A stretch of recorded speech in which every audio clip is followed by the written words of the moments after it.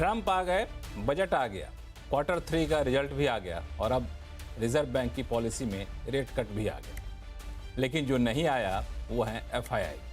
इस महीने भी करीब 9,000 करोड़ रुपए से ज्यादा की बिकवाली करी। नतीजा सबके सामने है। बाजार में लाल रंग लगातार हावी है। आखिर क्यों? ये लाल रंग पीछा कब छोड़ेगा? आवाज अड्डा में करेंगे इसी पर खास चर्चा। और इस चर्चा में हमारे साथ मौजूद है विशेष मेहमान, बैंक ऑफ बड़ौदा के पूर्व ईडी आर.के. बख्शी साहब हैं, एचडीएफसी बैंक के सीनियर इकोनॉमिस्ट साक्षी गुप्ता हैं, साइट्रस एडवाइजर्स के फाउंडर संजय सिन्हा जी हैं और एनसीड कैपिटल के मैनेजिंग पार्टनर अनुराग सिंह साहब हैं। आप सभी मेहमानों का बहुत बहुत स्वागत हमारे शो में और मेरी तरफ से आप सभी को नमस्कार। आप लोगों से चर्चा की शुरुआत करूं, लेकिन आज एक खास दिन ये है चर्चा से पहले कि रिजर्व बैंक की मॉनेटरी पॉलिसी कमेटी आई है। रिजर्व बैंक का गवर्नर संजय मल्होत्रा साहब की पहली पॉलिसी थी। उन्होंने पॉलिसी की और 5 साल बाद यहाँ पे ब्याज दरों में कटौती करने का फैसला लिया और साथ ही कई सारे रेगुलेटरी जो प्रावधान थे उसमें भी ढिलाई देने का फैसला यहाँ पे लिया है। तो पहले सुन लेते हैं उन्होंने जो महत्वपूर्ण फैसले लिए, उसके बाद आप लोगों से चर्चा की शुरुआत करूंगा। This growth inflation dynamics opens up policy space for the MPC to support growth while remaining focused on aligning inflation with the target. At the same time, the MPC felt that excessive volatility in global financial markets and continued uncertainties about global trade policies, coupled with adverse weather events, pose risks to the growth and inflation outlook. This calls for the MPC to remain watchful. Accordingly, it decided to continue with a neutral stance. This will provide MPC with the flexibility to respond to evolving macroeconomic environment. RBI का ये फैसला ऐसे समय में आया है जब बाजार या फिर के बैंकिंग फाइनेंशियल सेक्टर को, कंज्यूमर सेगमेंट को, सबकी एक जो शिकायत थी वो कि बाजार में लिक्विडिटी की कमी हो रही है। रिजर्व बैंक लगातार महंगाई पर फोकस कर रहा है, ग्रोथ पर फोकस करना चाहिए, लेकिन अब इस ब्याज दर में कटौती के बाद और कई सारे डिसीजन लेने के बाद ये सारी शिकायतें काफ़ी हद तक दूर हो पाएंगी क्या? आर.के. बख्शी साहब, शुरुआत आपसे करूंगा मैं। इस 0.25% की कटौती और बाकी जो ऐलान किए गए हैं, इसको सबसे बड़ा जो कंसर्न था लिक्विडिटी का, उसको आसान करने के लिहाज से कितना आप बेहतर कदम मानते हैं? नमस्कार। देखिए, रेट कट का लिक्विडिटी से कोई डायरेक्ट ताल्लुक नहीं है। लिक्विडिटी बल्कि ये माना जाता है कि रेट कट का ट्रांसमिशन तभी होगा अगर एडिक्वेट लिक्विडिटी है। तो अगर आरबीआई को पॉजिटिवली देखा जाए तो आरबीआई ने ये रेट कट मॉनेटरी पॉलिसी में लाने से पहले पिछले हफ्ते या उससे कुछ पहले कुछ बड़े स्टेप्स लिए थे। सीआरआर कट तो पहले हो चुका था पूर्व गवर्नर के समय में, और अभी इस गवर्नर जी के समय में 1.5 लाख करोड़ की लिक्विडिटी, और उसमें दोनों तरह की लिक्विडिटी, ट्रांजिएंट लिक्विडिटी मतलब जो डे टू डे वेरी होती रहती है, और एक ड्यूरेबल लिक्विडिटी जो कि जिस पर कि बैंकिंग सिस्टम भरोसा कर सकता है कि इतनी लिक्विडिटी उनके लिए रेगुलर ग्रोथ के लिए या ट्रांजैक्शन के लिए अवेलेबल रहेगी मिनिमम, चाहे वो टोटल लिक्विडिटी रिक्वायरमेंट की 60% हो, 70% हो, जो भी हो, लेकिन ड्यूरेबल लिक्विडिटी। तो ड्यूरेबल लिक्विडिटी लाने के तरीके हैं, सीआरआर कट है या ओपन मार्केट ऑपरेशंस हैं, और ट्रांजिएंट के लिए रेपो है या वीआरआर वगैरह हैं। तो वो सारे कदम उठाकर गवर्नर ने 1.5 लाख करोड़ के करीब लिक्विडिटी इंजेक्ट की, और उसके बाद आया ये रेट कट। तो आज भी कई कई लोग ये उम्मीद कर रहे थे कि शायद लिक्विडिटी को और बढ़ाने के लिए क्या वो पॉलिसी के डिक्लेरेशन में स्टैंस चेंज करेंगे, यानी एडिक्वेट लिक्विडिटी की जगह एम्पल लिक्विडिटी की बात करेंगे। वो उन्होंने नहीं की, और उसके कारण भी उन्होंने दिए, जिस पे हम चर्चा कर सकते हैं बाद में। पर लिक्विडिटी समुचित हो, उसके लिए एक कदम 1.5 लाख करोड़ की लिक्विडिटी का इंट्रोड्यूस किया गया। उससे पहले सीआरआर कट किया गया था। दूसरी बात जो गवर्नर ने कही कि बैंकिंग सिस्टम में कुछ बैंक ऐसे हैं जिनके पास सरप्लस लिक्विडिटी है, लेकिन वो अ, उसको कॉल मार्केट में नहीं दे रहे हैं।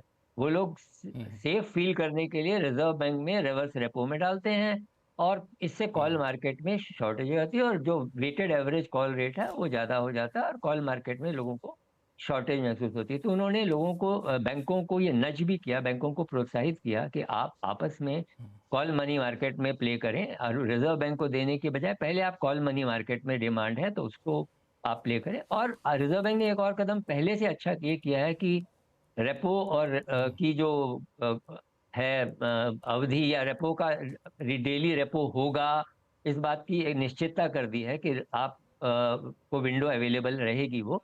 और ड्यूरेबल लिक्विडिटी जो ओपन मार्केट ऑपरेशन से की है या वीआरआर से थोड़ी लंबी अवधि की लिक्विडिटी मिल जाती है, तो वो उन्होंने पहले ही किए हैं। तो वो बड़े अच्छे कदम है, और उसके साथ ये 25 बेसिस पॉइंट, वो जो कदम उठाए गए थे उनका पूरा प्रभाव अभी आना बाकी है, क्योंकि वो कुछ समय के अंतराल के ऊपर फैले हुए हैं। तो वो आना बाकी है, तो वो लिक्विडिटी आएगी। हालांकि बैंकिंग सिस्टम में मानता है कि वो भी अभी समुचित नहीं है। तो जो रिजर्व बैंक ने ये आज किया तो नहीं, लेकिन उनके शब्दावली में ये एक ऐसा भरोसा आता है कि जैसे जरूरत होगी तो वो वैसे ही कदम और भी आगे उठा सकते हैं। इसमें रिजर्व बैंक ने 2 कदम और उठाए हैं जिसको भी एक पॉजिटिव कदम माना जा रहा है। एलसीआर के नियम 31 मार्च 2026 तक के लिए टाले गए हैं, और इसके अलावा दूसरा इन्होंने ईसीएल पे भी जो है सो उस फैसले को फिलहाल लागू नहीं करने का फैसला लिया। साक्षी गुप्ता, इसको कैसे आप देख रही हैं? तो रेट कट के सिवाय ऑफ कोर्स रेट कट बहुत लोग एक्सपेक्ट कर रहे थे मार्केट में, बट मेरे लिए जो दूसरी अनाउंसमेंट जैसे आपने कहा जो बहुत इंपॉर्टेंट थी इस पॉलिसी में, वो थी आरबीआई का न्यू गवर्नर का रेगुलेटरी एनवायरनमेंट के बारे में बात करना। उन्होंने क्लियरली ये चीज ले डाउन करी है कि जो रेगुलेशंस हैं उनके डेफिनेटली बेनिफिट्स होते हैं, बट आरबीआई उनकी कॉस्ट को भी अकाउंट करेगा जब आगे वो कोई भी रेगुलेशंस लेकर आएंगे। और इस रिगार्ड में उन्होंने एक अप्रोच जो सजेस्ट करी है कि वो एक कंसल्टेटिव अप्रोच कंटिन्यू करेंगे, वो मार्केट पार्टिसिपेंट्स को ऑन बोर्ड करेंगे और उनको सफिशिएंट टाइम देंगे किसी भी प्रकार के रेगुलेटरी चेंजेस लाने से पहले। तो एक जो काफी टाइम से इस चीज पे क्लैरिटी नहीं थी कि कुछ जो ये रेगुलेटरी फ्रेमवर्क्स जो प्रपोज थे कि क्या वो अप्रैल 2025 में लागू होंगे कि नहीं, उस पे जो आरबीआई ने क्लैरिटी प्रोवाइड करी है, मेरे हिसाब से ये एक बहुत बड़ा स्टेप है और एक बहुत ही प्रूडेंट स्टेप है फाइनेंशियल सिस्टम के लिए। बिल्कुल। संजय सिन्हा जी, जब आरबीआई ये कहता है कि अब हमारा स्टैंस न्यूट्रल है, जब आरबीआई ये कहता है कि अब हम ग्रोथ पे फोकस करेंगे, इसका एक दूसरा मतलब ये भी कि इन्फ्लेशन को लेके जो कंसर्न था वो लगभग न्यूट्रल हो चुका, बहुत बड़ा कंसर्न अब रहा नहीं। तो ये बाजार को तो अच्छा लगना चाहिए था। लक्ष्मण जी, इसमें 2 बातें हैं। एक तो है कि रिजर्व बैंक ऑफ इंडिया ने भले कहा हो कि ग्रोथ को लेकर उनका इंपॉर्टेंस बढ़ गया है, लेकिन अगर आप उनकी फोरकास्ट देखें इन्फ्लेशन पर, तो उनकी जो फोरकास्ट है FY26 के लिए, वो इन्फ्लेशन की एवरेज दर को 4.2% की ही टारगेट में रखा है। और अगर हम उनकी क्वार्टर बाय क्वार्टर प्रोजेक्शन को देखें तो उसमें भी अब इन्फ्लेशन अगले 4 जो क्वार्टर्स हैं उनमें एक क्वार्टर में वो 4% के आसपास रहेगा, और एक क्वार्टर में तो वो 4% से नीचे भी चला जा रहा है। तो चूंकि वो कंफर्ट अब आरबीआई को मिल रहा है कि वो इन्फ्लेशन की दर को नीचे जाता देख रहे हैं, तो इसलिए उन्होंने अपनी फोकस को ग्रोथ के तरफ थोड़ा सा चेंज किया है।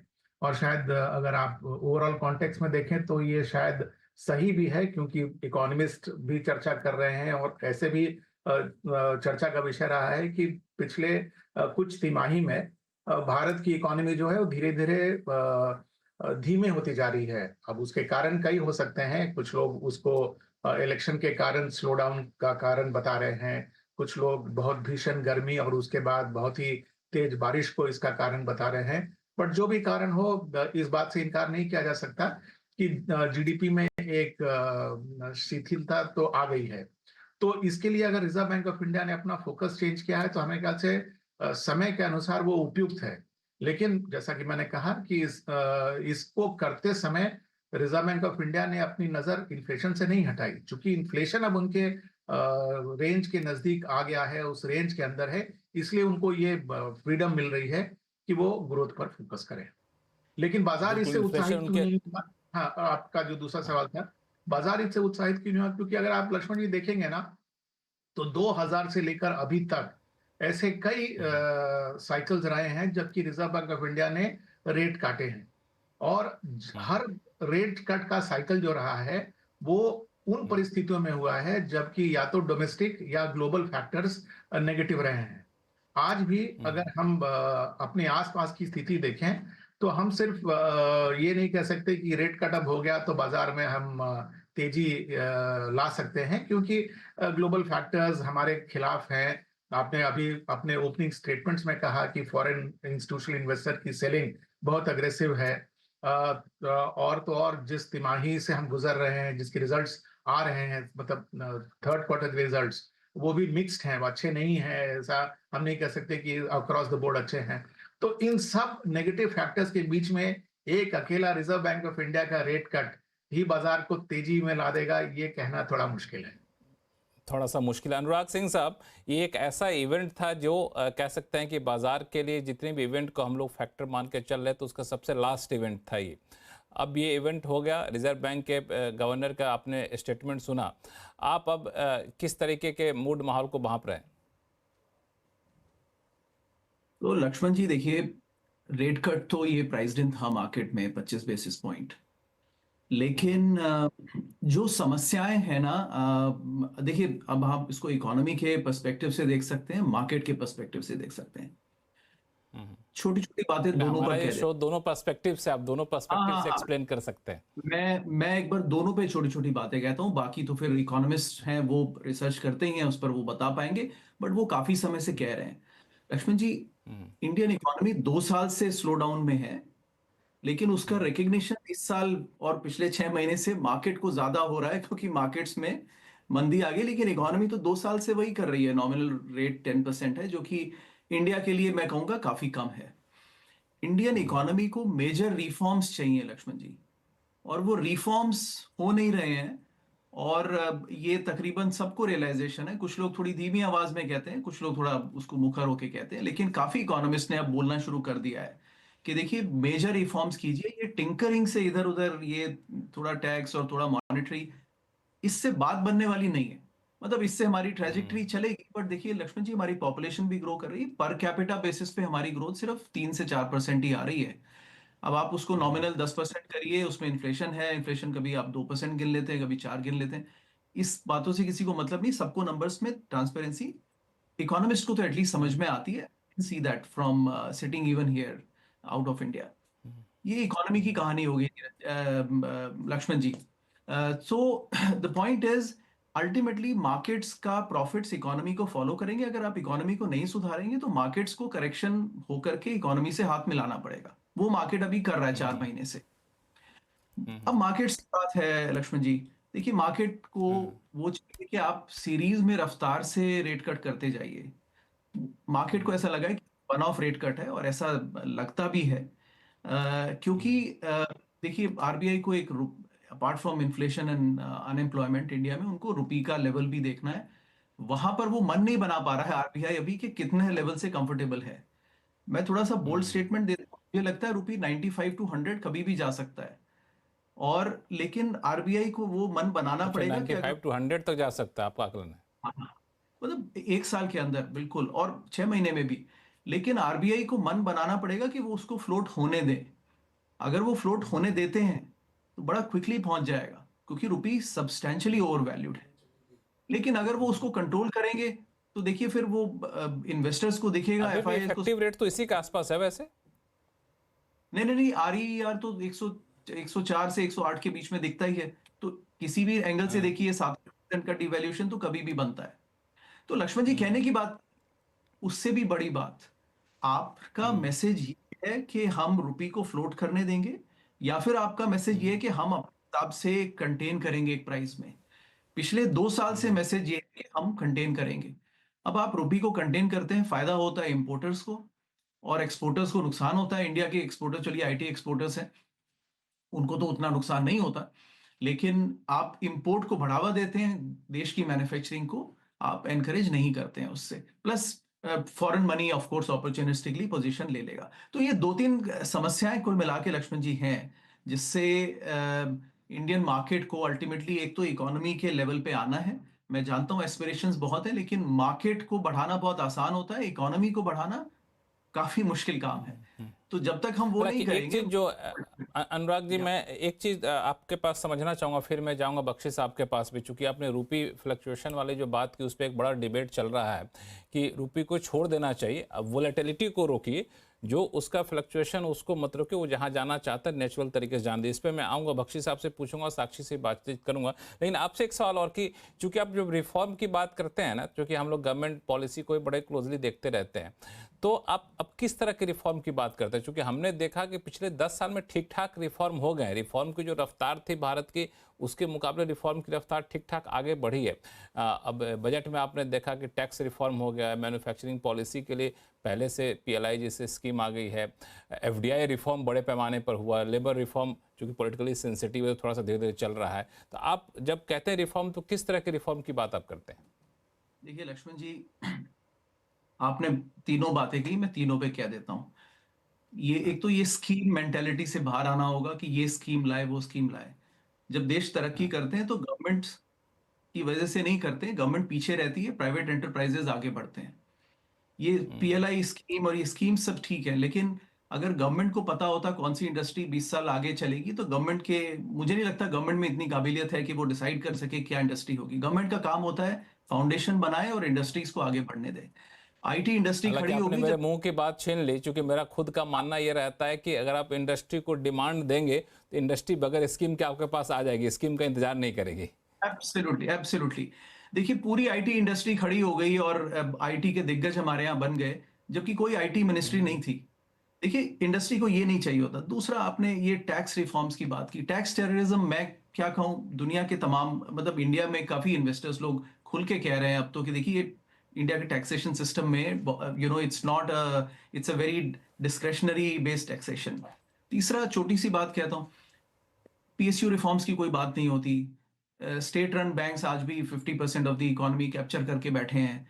कुल मिला के अल्टीमेटली जुडिशियल रिफॉर्म्स बोल लीजिए, ये अगर हमें 3 ट्रिलियन से 3.5 ट्रिलियन से अगर 10 ट्रिलियन की बात भी करनी है, तो ये सिस्टम ऐसे नहीं चल सकता लक्ष्मण जी। ये कहीं ना कहीं रुक जाएगा। मतलब थोड़ा इसको मैं संजीदगी से कह रहा हूं, लेकिन अगर आप 10 ट्रिलियन की इकोनॉमी देखिए तो उसकी जुडिशरी ऐसे काम नहीं करती जैसे हमारी जुडिशरी करती है, या लॉ एंड ऑर्डर या पुलिस या अर्बन इंफ्रास्ट्रक्चर, राइट।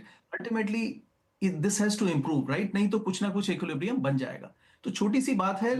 हालांकि जो आपने कही वो बात बड़ी सही बात है, लेकिन एक जो आइडियल सिचुएशन है जो आप बता रहे हैं, अब समस्या ये है कि जिस इलेक्शन वाली डेमोक्रेसी में हम लोग हैं, वहाँ पे आप 4-5 पीएसयू को डिसइन्वेस्ट क्या कि देखा आपने किस तरीके का हंगामा मच गया, और पीएसबी को हटना था, वहाँ से स्टेक सेल करना था, लेकिन वहाँ भी देखा आपने कि सरकार को बैकफुट पे जाना पड़ा। और टैक्स टेररिज्म एक इशू है जो आप कह रहे हैं ना, मैं उसको समझ नहीं पा रहा हूँ क्यों ऐसा ठीक नहीं हो पा रहा, क्योंकि इसमें रिफॉर्म तो किए गए, फेसलेस स्कीम लाई गई, लेकिन वो बात सही है आपको कि वो थॉट प्रोसेस चेंज नहीं हुआ। इसलिए बार बार सरकार को भी कहना पड़ता है कि आप टैक्स के नियमों को फैसिलिटेशन के मोड में रहिए, पकड़ने के मोड में मत रहिए। कुछ कहना चाह रहे हैं अनुराग जी, बताइए, फिर आगे दूसरे मेहमानों के पास जाऊंगा। लक्ष्मण जी, मैं मानता हूं पॉलिटिकल इंडिया का फेलियर यही हो रहा है कि पॉलिटिकल कंसेंसस नहीं है। अब हम सरकार को चुनते हैं कि देखिए आप कंसेंसस नहीं तो आप कंसेंसस बनाइए। मुझे कोई दिक्कत नहीं है अगर बीजेपी कांग्रेस मिल जाते हैं और एक सरकार बनाते हैं, लेकिन अगर कलेक्टिवली देश की समस्याओं को वो दूर कर पाते हैं तो प्लीज वो कॉम्प्रोमाइज कीजिए। अगर आप वो नहीं कर रहे हैं तो फिर आप अपनी पार्टी को ज्यादा सुपीरियरिटी दे रहे हैं वर्सेस द कंट्री। बिल्कुल, ये चीज़ है कि जो कोई पैसा लगाएगा तो वो थोड़ा देखेगा कि आप बीजेपी कांग्रेस, तो देखेगा 2 पैसा लगाऊं 4 पैसा हमें बना के आना है, बनेगा तो ठीक है, नहीं बनेगा तो आप रहिए, हमारे पास दूसरे देश दुनिया में पड़े हुए हैं। बख्शी साहब, एक जो बात इन्होंने कही, अनुराग जी ने बड़ा अच्छा कि रुपी फ्लक्चुएशन को लेकर बड़ा डिबेट चल रहा है पिछले कई महीनों से। मैं देख रहा हूँ अपने शो में भी कई बार चलते चलते बातचीत हुई कि आरबीआई को छोड़ देना चाहिए, 85 जाए, 90 जाए, 100 जाए, जहां जा रहा है उसको नेचुरली उसको पहुंचने दीजिए, फ्लक्चुएशन को रोकिए, वोलेटिलिटी को रोकिए, लेकिन रुपये गिर रहा है इस वजह से बहुत चिंतित मत होइए, नहीं तो फिर वो आर्टिफिशियली बना के रखिए तो दिक्कत होगी। आप इससे कितने पक्ष में? नहीं, ये तो आरबीआई की भी स्टेटेड पॉलिसी यही है। आरबीआई की स्टेटेड पॉलिसी प्रैक्टिकली होता नहीं। प्रैक्टिकली नहीं होता। पहले पॉलिसी की बात करते हैं। तो मेरा मत भी वही है जो अनुराग जी कह रहे हैं या कोई भी कहता है। इवन आरबीआई की स्टेटेड पॉलिसी ये है कि हमारा कोई फिक्स एक्सचेंज रेट नहीं, हमारा पेग नहीं है। लेकिन क्या हुआ है कि पिछले कुछ समय में जिस प्रकार से रुपी को डेप्रिसिएशन बहुत कम हुआ, अब आप ये कह लीजिए कि इंटरवेंशन किया गया। अपने पूर्व जो गवर्नमेंट के इकोनॉमिक एडवाइजर थे अरविंद सुब्रमण्यम साहब ने 2-3 आर्टिकल लिखे बहुत अच्छे एक सीरीज में, जिन्होंने इस बात को बहुत क्रिटिसाइज किया। उनके पॉइंट बिल्कुल अच्छे हैं। उन्होंने कहा कि आपने करीब करीब रुपये को डॉलर से पेग कर दिया, मतलब डॉलर जिधर जाएगा रुपये भी उधर जाएगा, तो आप रेट फिक्स हो गया। उसमें फायदा किसका हो रहा है भाई? इंपोर्ट आपका जो है वो सस्ता हो जाता है, तो आप जो इंपोर्ट कर रहा है उसको फायदा हो रहा है, एक्सपोर्टर को नुकसान हो रहा है। और सबसे बड़ी बात है, इंडियन इंडस्ट्री की जो कॉम्पिटिटिवनेस है वो कम हो जाती है, क्योंकि अगर सस्ता इंपोर्ट आ रहा है तो आप उससे कैसे कॉम्पीट करेंगे? तो वो आपको नुकसान होता है। तो रुपये को एक स्टेटेड पॉलिसी आरबीआई की रहे कि हम एक्सेसिव वोलेटिलिटी एक शॉर्ट पीरियड में रोकेंगे। और अभी अगर देखा जाए तो पिछले कुछ एक महीने में, चाहे हम इन गवर्नर साहब के आने के साथ में उसको कोइंसाइड कर लें या वैसे ही आरबीआई की थिंकिंग, तो रुपये में काफी डेप्रिसिएशन तब से हुआ है पिछले एक महीने में। और ऐसा लगता है कि वो इसको फ्लोट होने देंगे रुपये को, और उसका अपना लेवल आज भी उन्होंने स्पष्ट शब्दों में ये कहा कि रुपये एक कोई भी टाइड अप करेंसी नहीं है, फ्लोटिंग करेंसी, और हुआ भी है उनके समय में एक महीने में। अब अगर एक महीने में वो 85 से 90 पे पहुंच जाता तो that would have been excessive depreciation. मुझे नहीं हालांकि पता दिक्कत कि ये होती है कि रुपए में कमजोरी आती है तो ये पॉलिटिकल इशू ही बन जाता है, जो यूजुअली होना नहीं चाहिए। हाँ, तो लेकिन ये पॉलिटिकल इशू ही बन जाता। उसके लिए साक्षी आपका क्या व्यू है इस पे? तो लक्ष्मण जी, मेरे ना दो व्यूज हैं। एक जो पहले इकोनॉमिक रिफॉर्म के बारे में जो मुद्दे पे डिस्कशन हो रहा था, वहां पे मैं सिर्फ एक चीज ये बोलना चाहती हूँ कि इंडिया की जो ग्रोथ है, आउटलुक या रिफॉर्म्स जो ड्राइवर्स हैं, उसके कॉन्टेक्स्ट में हमें ये भी देखना चाहिए कि पिछले 5 सालों में ग्लोबल और डोमेस्टिक इकोनॉमी में कितने सारे शॉक्स आए हैं, राइट? तो जब हम ये असेस करने की कोशिश करते हैं कि इकोनॉमिक रिफॉर्म्स कितना काम कर रहे हैं या कितना काम नहीं कर रहे, या कितना सक्सेसफुल हुए हैं या नहीं, और हम 7% से ऊपर ग्रो कर पाएंगे कि नहीं, इसका कॉन्टेक्स्ट हमें ये देखना चाहिए कि ग्लोबली क्या हो रहा था। हम पेंडेमिक शॉक आया, यूक्रेन रशिया वॉर शॉक आया, तो इस सब को रखते इस सब को अकाउंट करने की जरूरत है जब हम इंडिया की ग्रोथ परफॉर्मेंस के बारे में बात करें। ऑफ कोर्स अनडिनायबली मैं इस चीज से अग्री करती हूँ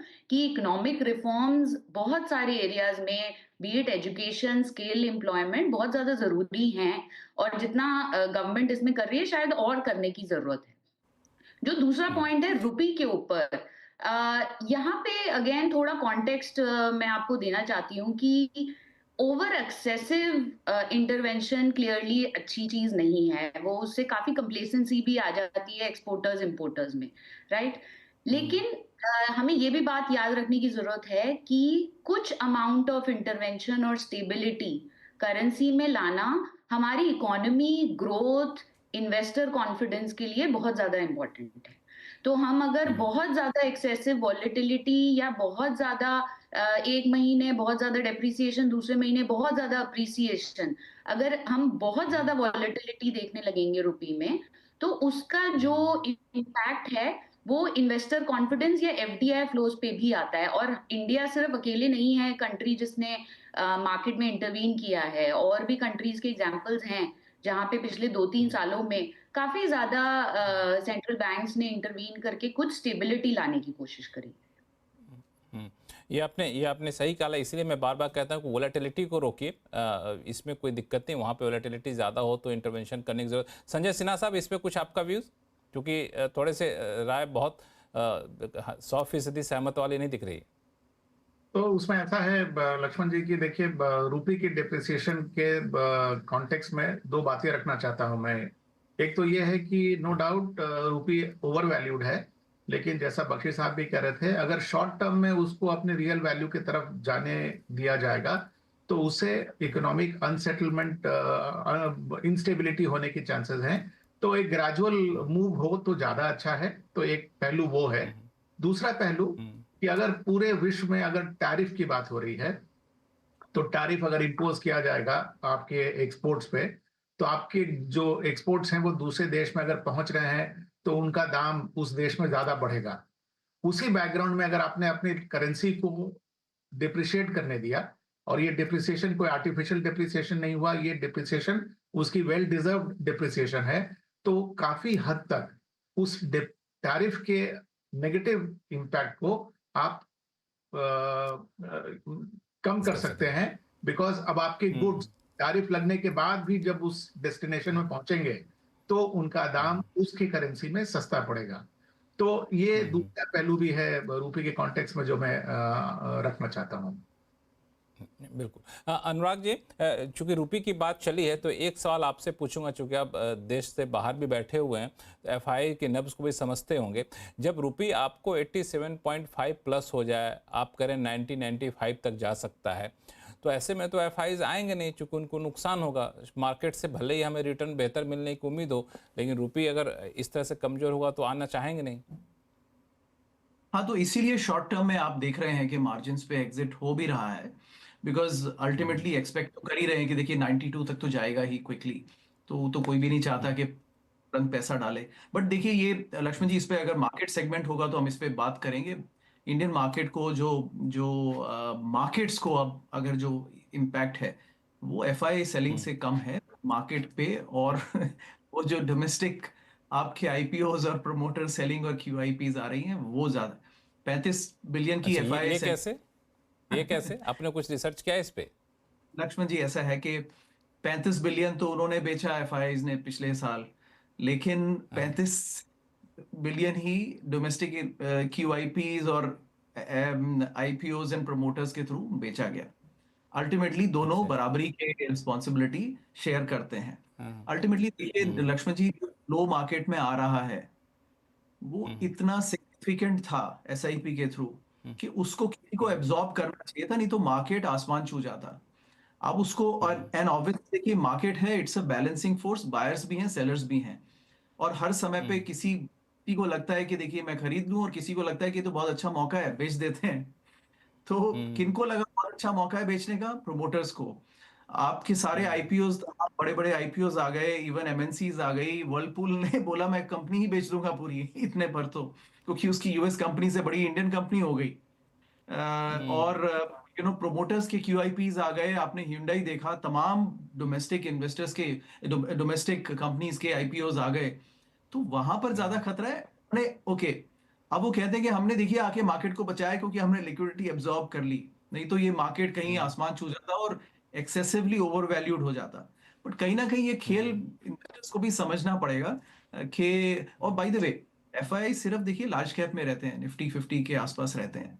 बाकी 450 जो खेल चल रहा है, खेल तो वहां चल रहा है इंडियन मार्केट में, और वहां पर खतरा जो है ज्यादातर इंडियन इन्वेस्टर्स को डोमेस्टिक और प्रोमोटर से है। देखिए वहां पे नजर रहनी चाहिए। एफआईआई तो ऐसे ही शॉर्ट टर्म मनी है, वो तो आता जाता रहेगा। एफआईआई का कोई फेस भी नहीं है देखिए, बट प्रोमोटर्स का तो फेस है। You can figure out right कि कौन बेच रहा है और कौन खरीद रहा है। देखिए क्या बिल्कुल, ये बहुत ही पते की बात इन्होंने कही। संजय सिन्हा साहब, जब वैल्यूएशन काफ़ी ठीक ठाक बढ़ गया तो सब प्रमोटर अपने पैसे निकालने शुरू कर दिए, क्यूआईपी लाने शुरू कर दिए, तो क्या वो लोग मान चले थे कि अब इससे ज़्यादा वैल्यूएशन तो हमारा होने ही नहीं जा रहा है?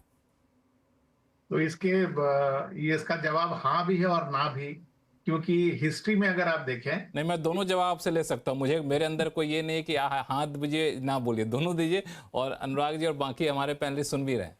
तो देखिए, मैं कह रहा हूं कि दोनों जवाब सही हैं, क्योंकि ये मार्केट क्रिएट कैसे हुआ? ये क्रिएट तो तभी हुआ ना जब कंपनीज ने अपनी पब्लिक इशू लाए और मार्केट में लिस्ट किया।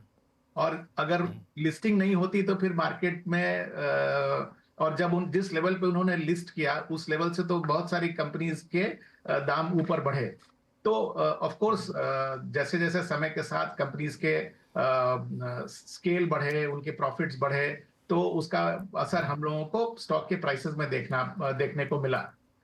ना इसलिए मैं कह रहा हूं कि देखिए मेरे 35 साल के करियर में मैंने इतने बड़े स्केल पे प्रमोटर्स को बेचते हुए कभी नहीं देखा। प्रमोटर्स की सेलिंग के कई कारण हो सकते हैं। कुछ तो कारण ये हो सकता है कि लोग कह रहे होंगे कि बहती गंगा में चलो हम भी हाथ धो लेते हैं, अच्छे लिक्विडिटी में बाजार में शेयर्स निकल रहे हैं तो हम निकाल दें। और इसमें देखिए ये बाजार का रूल है, आप जब भी बड़ी मात्रा में शेयर्स बेचना चाहते हैं तो आप डल मार्केट में उसको नहीं बेच पाएंगे, आप उसको हमेशा वाइब्रेंट मार्केट में बेच पाएंगे। तो ऐसा माहौल तो खैर भारत में पिछले 2 साल से बन गया है डोमेस्टिक लिक्विडिटी के कारण, तो उन्होंने उसका फायदा उठाया होगा। कुछ कारण ये भी हो सकता है कि उन्होंने इस अवसर का फायदा इसलिए भी उठाया क्योंकि उनको अपने ही वेल्थ को डाइवर्सिफाई करने की जरूरत है, क्योंकि उनकी 90 to 95% अगर आप किसी प्रमोटर की वेल्थ को देखेंगे तो वो वेल्थ उनके कंपनी की शेयर होल्डिंग की होती है। और ऐसा भी नहीं है कि उनकी कंपनी हमेशा सालों साल अच्छी करती जाएगी, कुछ और सेक्टर्स के कंपनीज होंगे जो अच्छा करना करेंगे, तो वो शायद उसमें डाइवर्सिफाई करना चाहेंगे। लेकिन जो भी हो, सारांश में बात तो ये है कि इतनी बड़े स्केल पे सेलिंग अगर नॉर्मल सर्कमस्टांसेस में देखा जाता तो बाजार इसको बहुत नेगेटिव रूप में लेता, लेकिन चूंकि ये बहुत हाई लिक्विडिटी फ्लोज के समय में हुआ है तो इसको अब्सॉर्ब कर लिया गया है। और मैं ऐसा नहीं कह सकता कि जस्ट बिकॉज प्रमोटर ने बेचा है तो स्टॉक का पीक हो गया है। मतलब अगर आप देखें तो एमएनसीज में तो कई उदाहरण हैं जब उन्होंने बड़े बड़े चंक बाजार में बेचे हैं और उसके बाद उनका स्टॉक का प्राइस दुगना हो गया है। और ऐसा भी हम लोगों ने बाकी भी इंडियन कंपनीज में देखा है। लेकिन जो सबसे महत्वपूर्ण बात है लक्ष्मण जी, ये प्रमोटर की सेलिंग हो या आईपीओज आए, जब तक बाजार में प्रॉफिट की ग्रोथ रहेगी, जब तक अर्निंग्स की ग्रोथ रहेगी, तब तक ये सब एब्जॉर्ब हो जाएगा और समय के साथ इनकी वैल्यूएशन भी हमें जस्टिफाइड मिलेगी। तो देखिए मेरा तो शुरू से मानना रहा है कि शॉर्ट टर्म में बाजार इवेंट्स को ज्यादा रिएक्ट करता है, मीडियम टर्म में बाजार लिक्विडिटी से ज्यादा निर्धारित होता है, बट लॉन्ग टर्म में बाजार वैल्यूएशन से निर्धारित होता है। तो अभी पिछले साल भर का बाजार अगर आप देखें तो उसका सबसे प्रेडोमिनेंट फैक्टर रहा है लिक्विडिटी, जो कि डोमेस्टिक सोर्सेस से आया है। और अभी मेरे ख्याल से एक ऐसा फेज आ रहा है बाजार का जब ये डोमेस्टिक लिक्विडिटी बरकरार रहेगा कि नहीं, उसकी एक एसिड टेस्ट है। क्योंकि आपने देखा होगा डेटा, अभी पिछले 1 साल की एसआईपी की रिटर्न जो है वो नेगेटिव हो गई है। लोग एसआईपी को ऐसा मान रहे थे कि वो इटर्नल उनको पॉजिटिव ही रिटर्न देता जाएगा, लेकिन जब उनको एसआईपी नेगेटिव रिटर्न दिखेगा उसके बाद क्या डोमेस्टिक इन्वेस्टर्स बाजार में पैसा डालते रहेंगे, ये एक महत्वपूर्ण कड़ी है इस पूरे बिल्कुल। बहुत ही महत्वपूर्ण बात आपने यहाँ पे सिन्हा साहब कही। मैं बख्शी साहब आपके पास और साक्षी आऊँ, लेकिन ये सवाल का जवाब मैं अनुराग सिंह आपसे चाहता हूँ लेना कि जब एसआईपी के रिटर्न नेगेटिव आने शुरू हो जाएंगे तो जो डीआई पूरे थांबे हुए हैं इस एफआई के बिकवाली में, वो भी तो बेचारे थक जाएंगे। अब तो ये बड़ा कंसर्न है और भी फ्यूचर के लिए। बिल्कुल नहीं टिक पाएंगे। एसआईपी पूरा रेवोल्यूशन डिस्टॉर्ट हो चुका है और ये बिल्कुल एकदम भाग लेंगे उतने ही रफ्तार से जिस रफ्तार से लक्ष्मण जी आए हैं। मैं इस पर 3 सीक्वेंस में 3 लेख लिख चुका हूँ बड़े प्रोमिनेंट इंडियन बिजनेस डेली में। और कुछ चीजें लोगों को उस समय समझ आती हैं, कुछ चीजें 1-2 साल बाद समझ आती हैं, वो आ जाएंगी, वो प्ले करेगा। अभी भी देखिए तो एसआईपीज में 70 to 80% चर्न हो रहा है। मतलब 50 लाख एसआईपी खुलते हैं, 40 लाख बंद होते हैं। ये क्या शो करता है? एसआईपी तो ऐसा पैसा नहीं था, आपको एक बार खोल के चलने देना चाहिए था, लेकिन चर्न हो रहा है। मतलब लोग रिवॉल्व कर रहे हैं कि ये बंद करो, ये पिछले साल यहाँ 30% रिटर्न आ गया, इधर जाओ, which is a classic bull market. लोग पिछले रिटर्न को चेस कर रहे हैं। एक छोटी सी बात से अगर खत्म करूं लक्ष्मण जी, शंकर नारायण जी जो आईप्रू के हेड हैं, उन्होंने बहुत सेंसिटिव वे में कुछ बातें रखी पिछले हफ्ते। मैं कॉन्वर्सेशन सुन रहा था। उनका एक वैल्यू डिस्कवरी फंड है, 20 साल 25 साल से पहले से चल रहा है। उन्होंने कहा कि यार अगर ये 20 साल पहले हमारे यहाँ एसआईपी किया होता ना, तो वही स्टोरी, उन्होंने नहीं कहा बट उन्होंने कहा रिटर्न ट्रिमेंडस थे, बट वो जो होता है कि आप 10,000 डालिए 20 साल तक और 8 करोड़ बनेंगे और 7 करोड़ बनेंगे, आई थिंक ऐसा कुछ मामला बनता।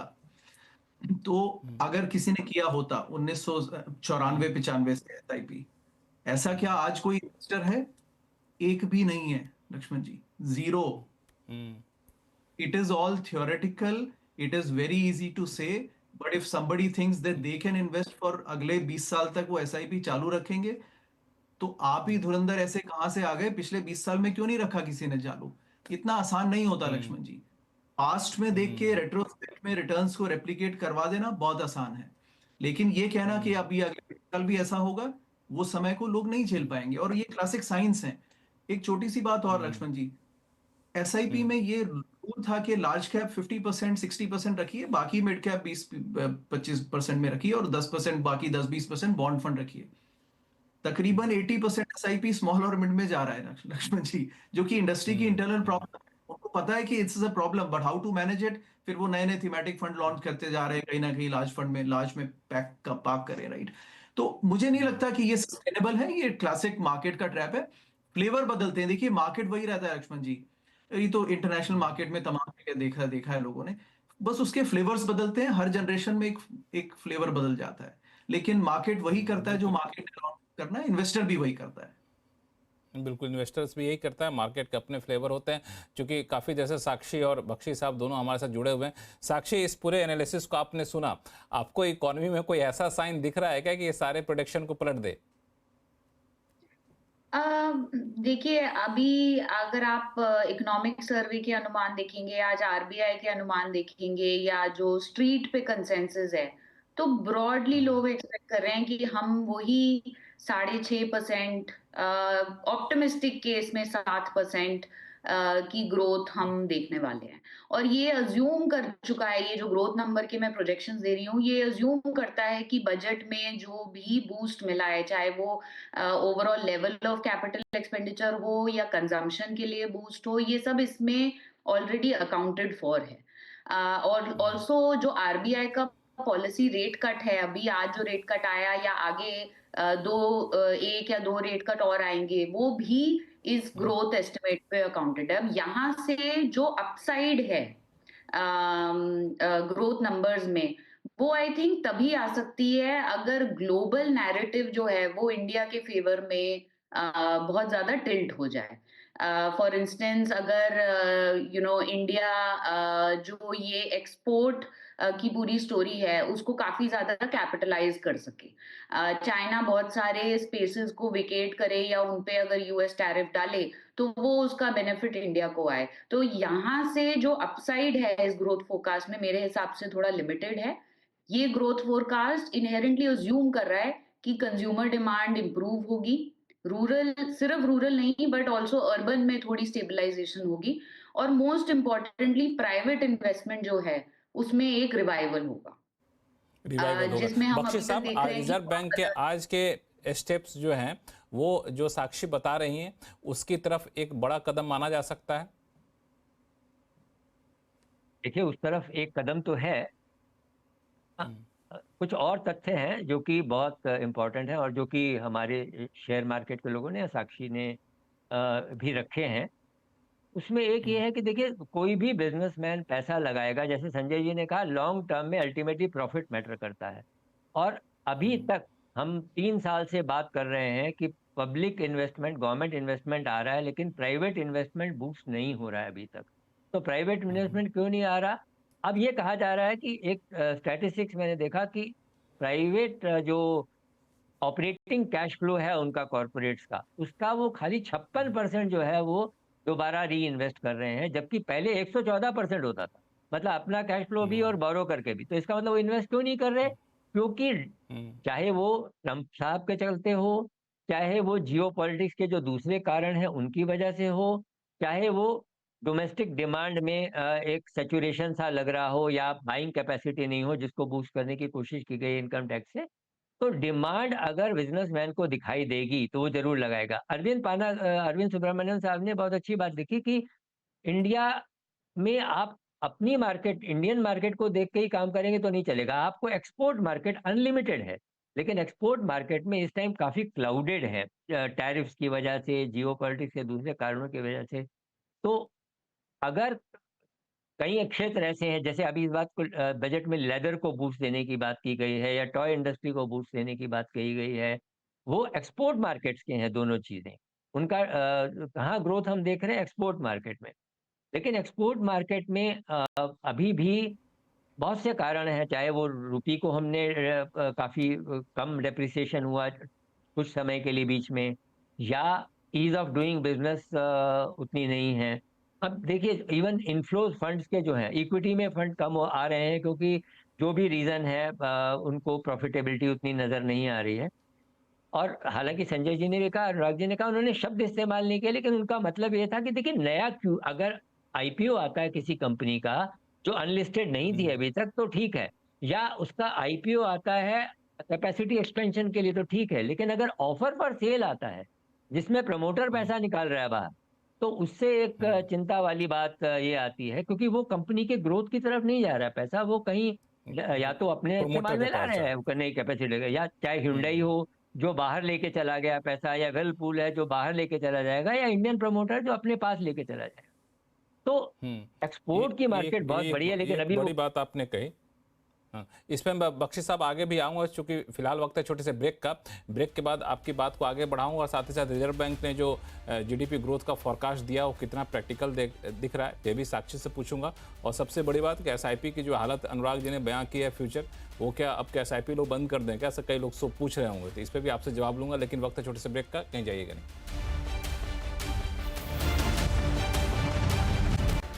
ब्रेक के बाद एक बार फिर से आपका स्वागत है। हम लोग चर्चा कर रहे हैं कि बाजार में कब हरियाली लौटेगी। सारे इवेंट हो चुके हैं, रिजर्व बैंक की पॉलिसी आनी थी वो भी आ गई, लेकिन फिर भी बाजार बहुत अच्छा रिएक्ट कर नहीं कर रहा है। इस पर क्या वजह है, इस पर जानने की कोशिश कर रहे थे। और ब्रेक पे जाने से पहले कई सारे मुद्दे उठे, उनमें से एक बड़ा इंपॉर्टेंट मुद्दा उठाया अनुराग जी ने, कहा कि एसआईपी में जिस तरीके से फ्लो लोगों ने रख रखा है वो रिटर्न 1 साल का नेगेटिव दिख रहा है। आगे हो सकता है कि इसमें लोग बहुत उत्सुकता के साथ ना बने रहे। तो मेरे मन में यही सवाल उठा था, चूंकि समय बाकी वक्ता वेट कर रहे थे, इसलिए मैंने सवाल पूछा नहीं अनुराग जी आपसे, लेकिन अब पूछना चाहूंगा कि अब जो एसआईपी कर रहे हैं वो लोग क्या रोक दें क्या, या फिर निकल जाएं, क्या कहना चाहेंगे आप? नहीं लक्ष्मण जी, देखिए रोकने का तो नहीं है। अच्छा एक दो बातें कहूँ। बख्शी ने बहुत काम की बात कही। देखिए वो ऑफर फॉर सेल, और वो बड़ी बड़ी काम की बात है, अगर जिसने पकड़ लिए बहुत अच्छी बात है।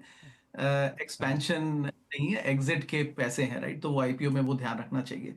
प्राइवेट इन्वेस्टमेंट और एक साक्षी ने कहा ग्लोबल शॉक्स।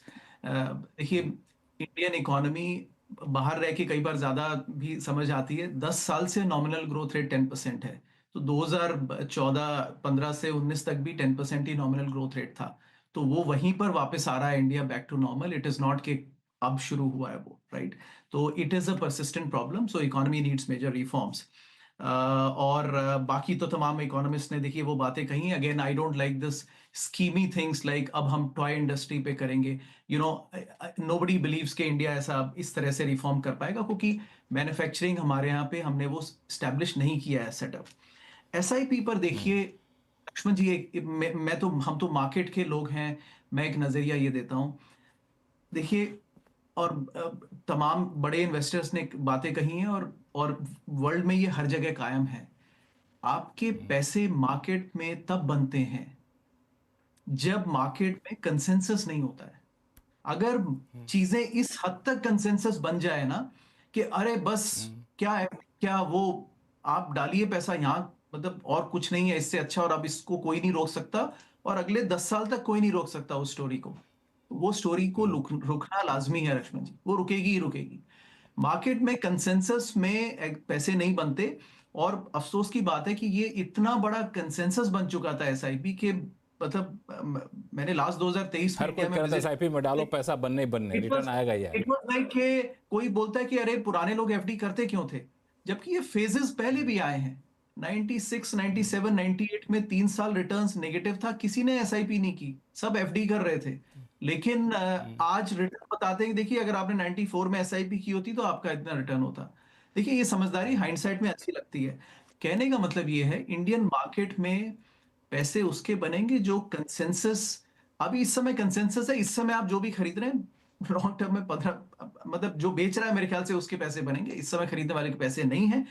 2 कंडीशन है, या इंडिया बहुत तेजी से रफ्तार पकड़ ले ग्रोथ की जो ट्रेंड लाइन से अलग है, ये जो मैं बोल रहा हूं 10 साल की नॉमिनल ग्रोथ भी 10% का एवरेज है, उससे अलग है, तो बन सकते हैं। तो आज का प्राइस मैटर नहीं करता, आप कितने भी प्राइस पे खरीदिए वो सस्ता होगा। लेकिन अगर ये कंसेंसस ट्रेंड मेंटेन रहता है, जो मुझे लगता है मेंटेन रहेगा, तो आज के तब पैसे तब बनेंगे जब मार्केट में सब लोग बोलें कि अरे पैसा हटाओ, एफडी करो। उस समय जो लगाएगा तब पैसे बनेंगे। लेकिन उस समय लगाने की हिम्मत किसकी होती है लक्ष्मण जी? प्राइस तो सबको पता है, वैल्यू तो नहीं पता ना लोगों को। वो वैल्यू जो वैल्यू समझ नहीं पता। पाए पैसे वो बनेंगे। एसआईपी, एक और चीज लक्ष्मण जी, ये थोड़ा सा ब्लाइंड भी हो गया है। इन्वेस्टर सोचते हैं कि हम फंड मैनेजर को पैसे देंगे और फंड मैनेजर देख लेगा। फंड मैनेजर का मैंडेट है कि नहीं, पैसे आए हैं तो आपको इन्वेस्ट करना ही है। अब मिड और स्मॉल में आ गए तो मिड और स्मॉल में आपको खरीदना ही है। तो वो साइकिल चल रही है, वो साइकिल उतना जल्दी अनवाइंड भी हो जाएगी जब पैसे रुकेंगे। लेकिन इन्वेस्टर को ये समझना है कि रिस्क टोटली आपका है।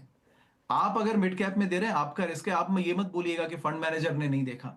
आपने मिड कैप में लगाया है, मार्केट साइकिल टर्न होगी, आपको नुकसान झेलना पड़ेगा।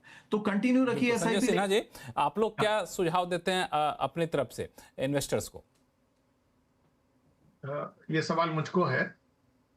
जी संजय जी। हाँ, तो देखिए लक्ष्मण जी, मैं थोड़ा सा पॉजिटिव डेटा भी सामने रख दूं। अगर आप पिछले 2 साल में म्यूचुअल फंड की नेट इनफ्लोज का डेटा भी देखेंगे तो उसमें आप एक अनुराग सिंह जी हंस रहे हैं, चूंकि आपने पॉजिटिव डेटा रखने की बात की तो मुस्कुरा रहे हैं। उनको लग रहा है कि मैं नेगेटिव ज्यादा हो गया क्या? नहीं नहीं लक्ष्मण जी, हम और अनुराग मार्केट में हैं, दो तरफ रहेंगे तभी तो मार्केट बनेगा। नहीं नहीं, इसीलिए आप दोनों को बुलाया गया है। नहीं तो मैं कह रहा था कि पिछले 2 साल में अगर आप म्यूचुअल फंड की मंथली डेटा देखेंगे तो उसमें एक बड़ा इंटरेस्टिंग स्टेटिस्टिक्स है। जिस महीने मार्केट नीचे गिरता है उस महीने का नेट इनफ्लो का डेटा एसआईपी के डेटा से ज्यादा बड़ा होता है, और जब मार्केट तेजी पकड़ता है तो नेट इनफ्लो का डेटा जो है वो एसआईपी के डेटा से कम होता है। यानी कि जब भी मार्केट गिरता है तो एक लमसम फ्लो जो है वो मार्केट में आता है, जो कि एसआईपी के डेटा पे ऐड हो जाता है। और जिस महीने बाजार ऊपर की तरफ रहता है तो बाजार से लमसम विड्रॉल होता है और इसलिए वो डेटा मतलब एसआईपी के डेटा से कम हो जाता है।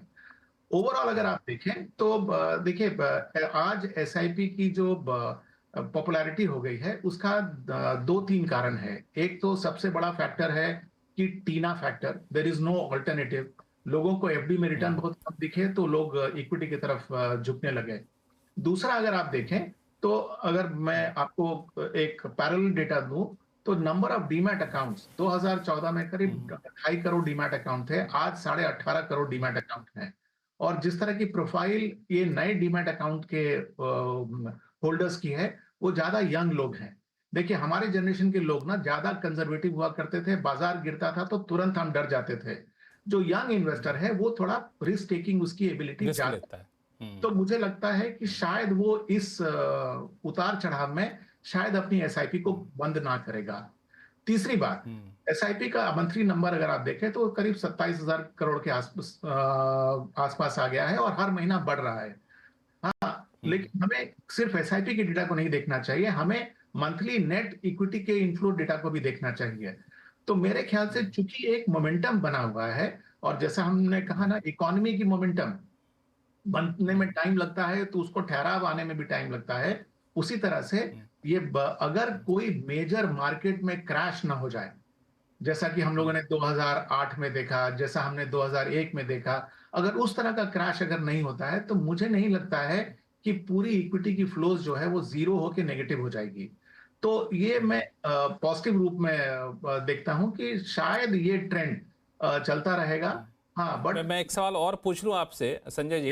अनुराग जी हालांकि कुछ आपको बोलना, जवाब देना चाहते हैं, मैं उनसे अनुराग जी के पास आऊंगा, लेकिन एक सवाल मैं आपके पास, चूंकि आपने पॉजिटिव सकारात्मक पक्ष रखा है, अगर चूंकि अनुराग जी ने एक बात कही थी कि एसआईपी लोग कर रहे हैं तो ज्यादातर पैसा चला जा रहा है आपको मिड कैप फंड में, स्मॉल कैप फंड में, तो आप इस जंक्शन पे क्या सजेस्ट करेंगे संजय जी कि किस तरीके के फंड एलोकेशन करना चाहिए जब आप एसआईपी करने जा रहे हैं? तो देखिए लक्ष्मण जी, हम सुझाव तो दे देंगे लेकिन सामने वाला सुनेगा वो दूसरी बात है। क्योंकि मार्केट में हर समय अगर आप देखिए तो जो भी करेक्शंस हुए हैं ना, वो करेक्शंस क्यों हुए? क्योंकि सारा मार्केट का पैसा एक ही जगह चले जाना शुरू हो गया था।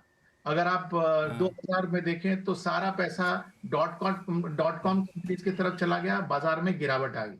अगर आप 2007-2008 का समय देखें तो सारा पैसा इंफ्रास्ट्रक्चर रिलेटेड कंपनीज में चला गया और वहां पर मार्केट में गिरावट आई। आज अनफॉर्चुनेटली ये रियलिटी है और इसको हमें एक्सेप्ट करना पड़ेगा कि लोग सारा का सारा पैसा मिड एंड स्मॉल कैप में डाल रहे हैं। हालांकि जैसा अनुराग ने कहा, मेरा अपना सुझाव ऑफिशियली भी है कि आपका 60% एलोकेशन लार्ज कैप में होना चाहिए और 40% मिड एंड स्मॉल कैप में होना चाहिए। लेकिन हम तो सामने से सुझाव देंगे, सामने वाला तुरंत डेटा खोल के निकालता है कि देखिए लार्ज कैप इंडेक्स का रिटर्न, ये रिटर्न यहाँ पे है। हाँ, अगर आप पिछले कैलेंडर ईयर का रिटर्न देख लेना, पिछले कैलेंडर ईयर में निफ्टी का रिटर्न है 9%, मिड कैप इंडेक्स का रिटर्न है 24%, माइक्रो कैप इंडेक्स का रिटर्न है 34%। वो सामने वो डेटा लेके बैठा है तो कहेगा कि हम 9% पर क्यों जाएं, हम तो 24% या 34% पर जाएं। तो ये एक विडंबना है। आई थिंक इसको किसी तरह से सॉल्व करने की जरूरत है, जिसमें एक पहल मेरे ख्याल से सेबी भी कर सकती है। जो इतना स्ट्रिक्ट डेफिनेशन सेबी ने लार्ज कैप, मिड कैप और स्मॉल कैप का रखा है, top 100 companies, the next 150 companies, अगर उस डेफिनेशन को सेबी थोड़ा रिलैक्स करेगी तो फंड मैनेजर को थोड़ा फ्रीडम ज्यादा मिलेगा और शायद वो ये फंड एलोकेशन को बेहतर करने के, बैलेंस करने के लिए। क्योंकि समय थोड़ा सा कम है, साक्षी और बख्शी साहब आपके पास आऊं, अनुराग जी को जोड़ना चाहते हैं। अनुराग जी संक्षिप्त में बताइएगा। बस एक ही बात है, एक और मैं बड़ा लॉजिक बोला, यंग इन्वेस्टर बड़ा यंग इन्वेस्टर हैं। मैंने ये भी बड़ा सुना कि यंग इन्वेस्टर बोलते हैं, जब सवाल था कि भाई पिछले 20-30 साल में लोग नहीं कर पाए, बोले कि वो रिस्क टेकर नहीं, वो अवेयर बड़ा हो गया है, वो बहुत स्मार्ट है, वो यूट्यूब देखता है, वो तमाम है, उसकी नॉलेज बहुत है। लक्ष्मण जी, मार्केट में और इकोनॉमी में रिटर्न उतना ही है जितना है उसमें। आपके स्मार्ट होने से मार्केट का रिटर्न नहीं बढ़ता, आपके स्मार्ट होने से कंपनी के प्रॉफिट नहीं बढ़ते, आपके स्मार्ट होने से देश की इकोनॉमी नहीं बढ़ती। अब उस पर भी अगर कोई सोचे कि हम और स्मार्ट हैं, देखिए वो मे भी हो सकता है आप आपस में रिटर्न निकाल ले, लेकिन मार्केट का रिटर्न उससे नहीं बढ़ता। लक्ष्मण, मार्केट का रिटर्न उससे ज्यादा नहीं बढ़ेगा। बिल्कुल, आपको रुकूंगा यहीं पे। साक्षी, जो सवाल मैं आपके पास लेके आना चाह रहा था वो खास तौर से जीडीपी ग्रोथ का जो अनुमान दिया गया आरबीआई की तरफ से, क्योंकि पिछली बार हमने देखा कि पिछले गवर्नर साहब का जो अनुमान था वो लोग कह रहे थे कि बहुत ज्यादा पॉजिटिवनेस के साथ अनुमान दिया गया था। ये कितना प्रैक्टिकल आपको दिख रहा है, और अगर संक्षिप्त में बता सके कि आपको ग्रीन शूट किस सेगमेंट में सबसे ज्यादा दिख रहा है? नहीं, हाँ, डेफिनेटली जो FY25 का 6.6% पहले का ग्रोथ फोरकास्ट था वो थोड़ा सा ऑप्टिमिस्टिक था, क्योंकि हमें सेकंड क्वार्टर तक दिखने लग गया था कि ग्रोथ बहुत ज्यादा वीक है। आई थिंक मैं भी ग्रोथ साइड पे एक थोड़ा सा पॉजिटिव एलिमेंट हाईलाइट करना चाहती हूँ कि पिछले 8 से 9-12 महीने में जो हमने थोड़ा एक स्लो डाउन देखा है, अब जो आगे के 12 मंथ्स हैं वो थोड़ा सा इससे बेहतर होंगे। क्लियरली हम 7% ग्रोथ नहीं क्रॉस करने वाले हैं, बट आई थिंक 6.7% अचीवेबल है। और इसका एक ग्रीन शूट जो मैं हाईलाइट करना चाहती हूँ वो रूरल डिमांड के पर्सपेक्टिव से है, क्योंकि जो रूरल सेगमेंट है वहां पे हमें clearly broad based green shoots दिखाई दे रहे हैं। देखिए बख्शी साहब, आज के रेट कट के बाद क्या माने कि एक सिलसिला शुरू हुआ है कि one of the rate cut है? तो बहुत ज्यादा रेट कट्स तो शायद नहीं हो, लेकिन एक और दो रेट कट और हो सकते हैं। क्योंकि और एक बात, जैसे कीन्स ने कहा था कि when facts change I change my opinion, what do you do sir? So similarly आज आरबीआई के गवर्नर मल्होत्रा साहब ने भी इसको कोट किया, उन्होंने कीन्स का नाम नहीं लिया।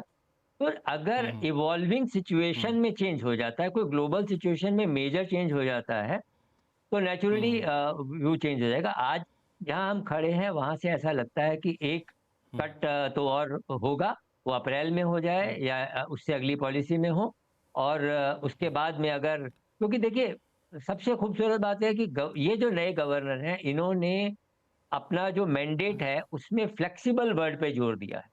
पहले ये बात पे जोर दिया जो ये एक बड़ी चीज है। क्योंकि समय खत्म हो रहा है, आपको बख्शी साहब बीच में रोक रहा हूँ, माफी चाहता हूँ। आप सभी मेहमानों का बहुत बहुत धन्यवाद हमारे शो में जुड़ने के लिए, और अगली बार फिर से हम जुड़ेंगे आप लोगों के साथ तो बिल्कुल और तसल्ली से बातचीत हो पाएगी। और आवाज अड्डा फिलहाल इतना ही। देख रहे हैं CNBC आवाज। नमस्कार।